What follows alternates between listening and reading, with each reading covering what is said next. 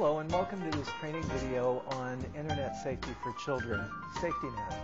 I'm Mark Brennan, Project Director for Continuing Education Television at the Missouri Institute of Mental Health in St. Louis, Missouri. And with me today is Elizabeth Bodo, who is the SafetyNet Program Coordinator for Children's Advocacy Services at the University of Missouri in St. Louis. Hi, Alyssa. How are you? Good. Before we get into specifics with regard to children and the Internet and safety, could you talk to us about basics of the Internet? Sure, definitely. What the Internet is, it's a giant collection of millions of computers, and they're all linked together on a network. Now, in order to access this network, you need an ISP, or an Internet Service Provider. ISPs are things like AOL, MSN, Earthlink. So those are some of the most popular ISPs. So you go ahead and put that software, AOL software, on your computer, and then you can access this giant network of computers.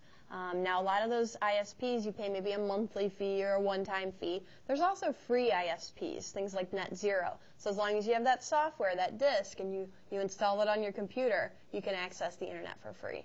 So can you talk to us a little bit about those programs that children or adults would utilize to talk with other people on the Internet? Sure, definitely. Well, when you get on the Internet, there's different ways to communicate with other people. There's things like email, there's chat rooms, instant messenger, IRC, or Internet relay chat, and then also the cork boards.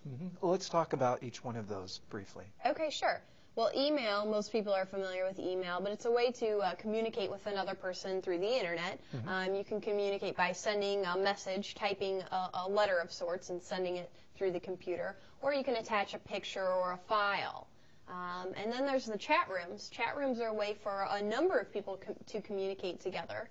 A chat room is kind of like a party line or a conference call where numerous people are in on the same conversation at the same time. And it's real time. So as soon as you type your sentence and you hit enter, everybody else that's in that chat room throughout the world can see what you've written in real time. Also, there's instant messaging. It's very similar to chat rooms, except for it's just a one-on-one conversation versus a bunch of people at the same conversation. So the instant messenger is kind of like a phone conversation, just one person talking to one other person. Instant messengers are very popular among teenagers and preteens. Then we've got the IRC I mentioned, the Internet Relay Chat. And that actually kind of predates the Internet as we know it. It's similar to the chat rooms as we know it, and it also has the capabilities of instant messaging, so the one-on-one chat. And IRCs, in order to get onto the IRC, the Internet Relay Chat, you have to have a separate software. So just like you have AOL to access the Internet, you'll have a disk or a piece of software that you put on your computer to access the IRC. It's really easy to get that software. You can actually go to the Internet as we know it, go to a website for IRC software and download it in a few minutes, and then you can access the IRC. Then the last way to communicate is through cork boards, also known as Usenets or news groups. And a cork board is similar to when you go into a grocery store, and at the very entrance you can post up a message, maybe babysitter for hire, lawnmower for sale. Very similar to that same idea, except for you're just doing it on the Internet. So you would go to a cork board under a certain topic or regarding a certain issue. And you can post a message up, or you can post a picture or a file up there for all of the world to see. Well, speaking about cork boards, I've been in some stores where those message boards get really crowded with information. And that brings me to the idea of spam. Is that similar on the computer? Spam would be a lot of messages that are coming across information? Right. Well, regarding cork boards, there's actually an infinite number of cork boards. You can create your own cork board, and they all have different topics and different issues. Sure. But then spam mail is regarding email. Spam mail is junk mail. If you have an email account, I'm sure you've received spam mail. It's a growing problem.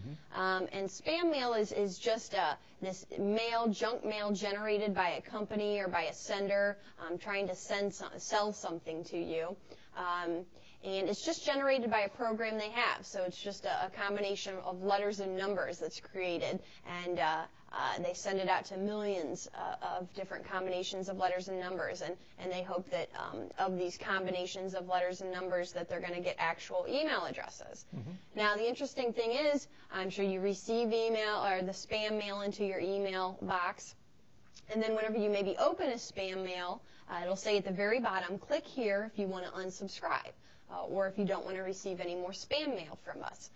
The problem with that is when you do click on that, you're just sending a message back to the sender saying, I am a real person, and this is a real email account. So all they're going to do is take that email account, knowing that you're a real person and that you really will respond, and they're just going to sell it to other people to send you spam mail.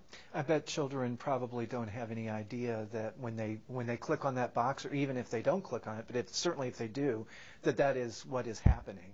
Right. A lot of adults don't even realize that. And so we just try and let people know whenever you do receive the spam mail, or whenever your kids do receive the spam mail, just delete it. Don't even open the spam mail. And the danger regarding kids and spam mail is that a lot of the spam mail has sexual content. Things that we don't want our kids to see. And even if maybe they do open the spam mail and there's no sexual contact directly there, there's usually a link to a pornographic website. A few minutes ago you were talking about instant messaging, and that's a way for kids to talk with each other. Is there a way for strangers to contact kids through IM system? Definitely. When you sign up for one of these free instant messaging accounts, maybe through AOL, Microsoft Messenger, or Yahoo Messenger, which are the three most popular instant messaging programs, they ask for things like your real name, your location, your age, your gender, and your marital status, a lot of personal information. I do want to let you know when you sign up for these accounts, and it could be email or instant messaging account, you don't have to give your real information. You can put Joe Schmo from Nowheresville, USA, and you'll still be able to get an email account or a screen name to use the instant messaging. Now, a lot of kids don't know, but when you fill this out, and a lot of kids do fill out their real information, they don't know that you can create a false name. So they put in their real information. They put in their real age and their real name and telephone number and other identifying information. And then when they do that, it's automatically posted as a public file, a public profile. So all of the world can see this public profile and this information the child has entered.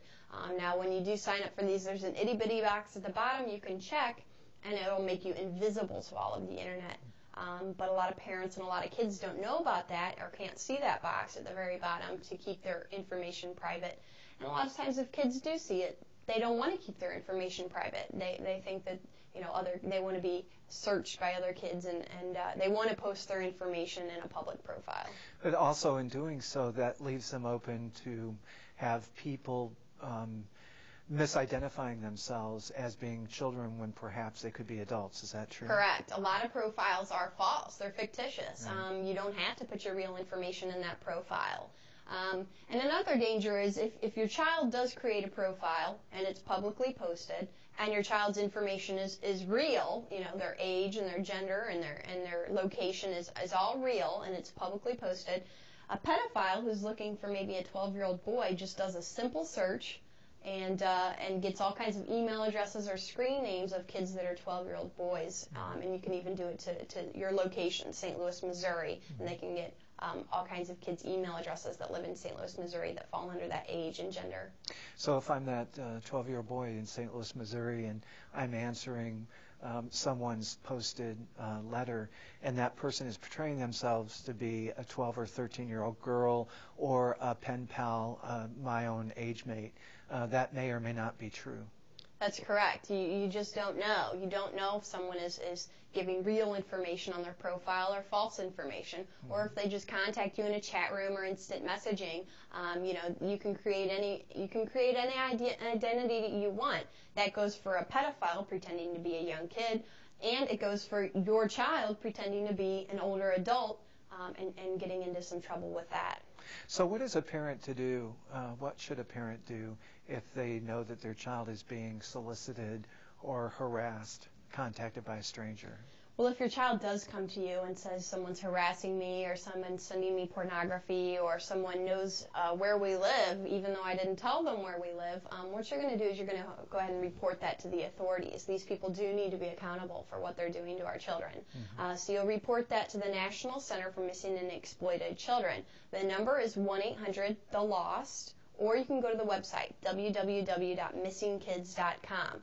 This is a collection point for all the tips and leads regarding harassment of our children, and they're going to go ahead and filter that information through the federal, state, and local law enforcement. So when you report something regarding your child being harassed on the internet, they're going to report it to the authorities immediately, and the authorities will take over.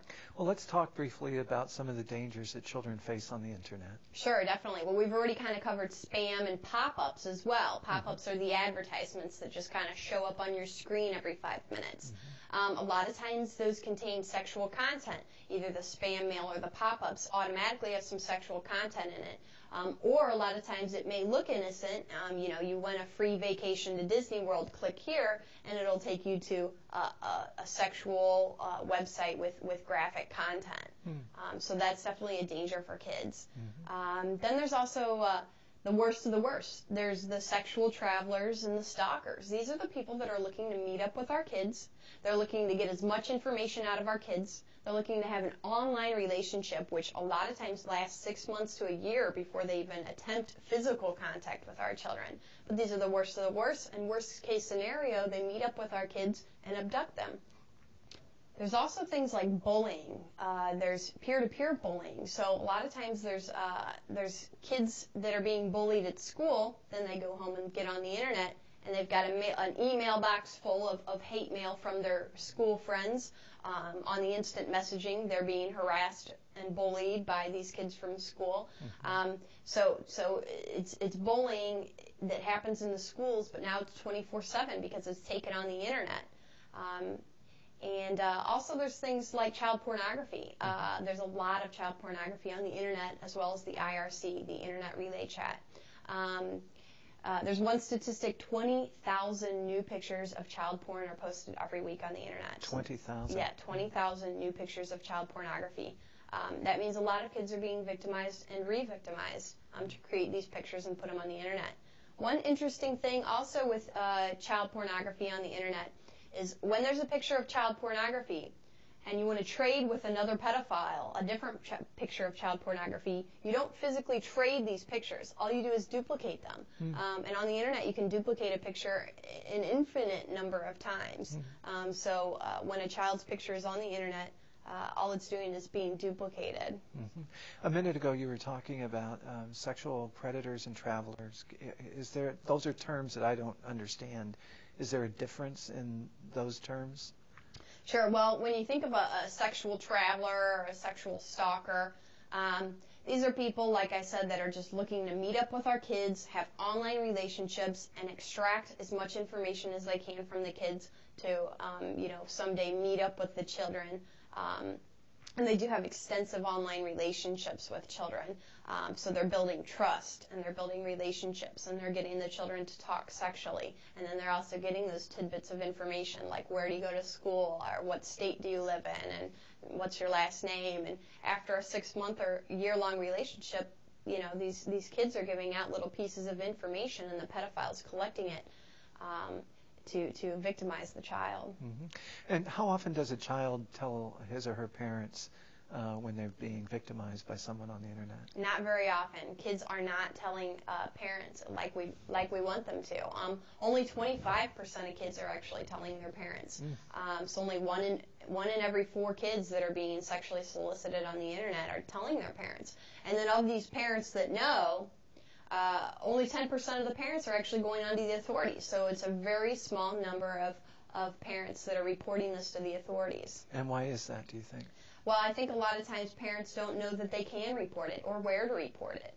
Also, kids aren't telling their parents because they're embarrassed. They think they're going to get in trouble with their parents. They don't want it to get the word to get out at school because it would be embarrassing to their school friends that they've been victimized on the internet. As well as they might be scared that their internet privileges are going to be taken away. And also, a lot of times kids don't even realize that they're being victimized because these pedophiles are so good at building the trust with these children that they don't even realize that this is a situation that can get them in trouble. What kind of websites can kids have access to without their parents' permission? Really, kids can access any website that they'd like if it's unfiltered access on the internet at home. Kids can access violence websites, hate websites, racism, drug-making sites, pornography, as well as accessing child pornography pictures and things like that. So the dangers we're talking about are just not dealing with predators, but there are all kinds of areas of society that kids have access to that they shouldn't. Definitely. The exposure to this pornography and to this sexual content, it's much different than in days past where, you know, maybe you found dad's Playboy under the bed. Mm-hmm. Now, you know, that was one thing, that was pornography, but this is above and beyond. The pornography on the internet is anything and everything that you can imagine and can't imagine, and kids are being exposed to this stuff, so it's kind of desensitizing them to what is normal and what is okay. Interestingly, there's been a study done where 96% of those who sexually solicit our kids, so 96% of those that are talking sexually with our kids are under 25. Oh my. And almost half of those people are under 18. So these people that are contacting our kids and talking sexually with our kids are young. They're young adults and teenagers. Mm-hmm. And one reason for this is that this under 25 age group has grown up with the internet, mm-hmm. has gone through puberty with this unfiltered access to anything and everything on the internet. And they're pretty savvy too. Exactly. So child pornography is pretty prevalent on the internet? Definitely. Like I said, 20,000 new images of child pornography are posted every week. And then on the IRC, it's very prevalent there. A lot of chat rooms are set up just for the purpose of trading child pornography. Mm-hmm. So what can parents do to decrease the likelihood that their children will be victimized? Well, definitely supervise your kids. Definitely keep the computer in a common room. You wouldn't have that computer in a common room of the home, maybe the family room or the kitchen. And that's so you can look over their shoulder at any time and see who they're talking to or what they're saying and what websites they're looking at. Not only that, if it's in a common area of the room of the home, then the children can't use the internet at all hours of the night and day. Mm-hmm. Whereas if it's in their bedroom, they will be on the internet late at night, which is a warning signal if your children are in the internet late at night with excessive use of the internet. Mm-hmm. So what should we tell our kids about internet usage? Well, definitely parents want to talk with kids about what can happen. You want to have that open line of communication with your kids. So if they are victimized on the internet or sexually solicited or sent pornography, your kids, you want your kids to have that open line of communication to come to you, to know that it's not their fault, they're not going to get in trouble, and they're not going to have their internet privileges taken away. But you do need to report this. Let your kids know the importance of reporting these things to the authorities to hold these people responsible. You also want to talk with your kids about how they shouldn't pretend to be someone else. A lot of times kids think it's fun to get on the internet and pretend they're older or someone different, and that can get them into a lot of trouble. Also, parents need to look into filtering and monitoring software. Mm-hmm. I personally recommend monitoring software. The difference is filtering software is going to filter out all those bad websites. The language and the violence and the pornography websites. It's not 100%, but a lot of times it does catch a lot of that stuff so your child can't access that. Mm-hmm. Also filter out maybe spam mail and things like that and pop-ups. And then there's the monitoring software. What monitoring software does is it records absolutely everything that was done on the internet. Mm-hmm. So if your child uses the internet for an hour after school, you can come home from work later that day, type in your secret passcode, and see absolutely everything the child did, just like a movie. You can see every website they went to, every person that they talked with online through instant messaging or chat rooms, every email they had. So it's really the only way to know exactly what your children are doing on the internet is to have that monitoring software. Very interesting. Now, what are parents to do if there is a crime? Who do they report it to?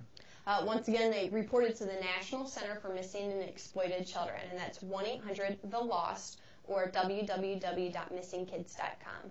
Well, thank you so much, Alyssa, for coming in and sharing your knowledge with us. I appreciate how you've taken the time to help us through understanding internet and also some of the ways in which children can be harassed and victimized.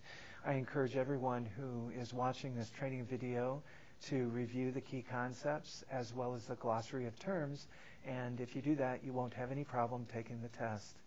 Thank you.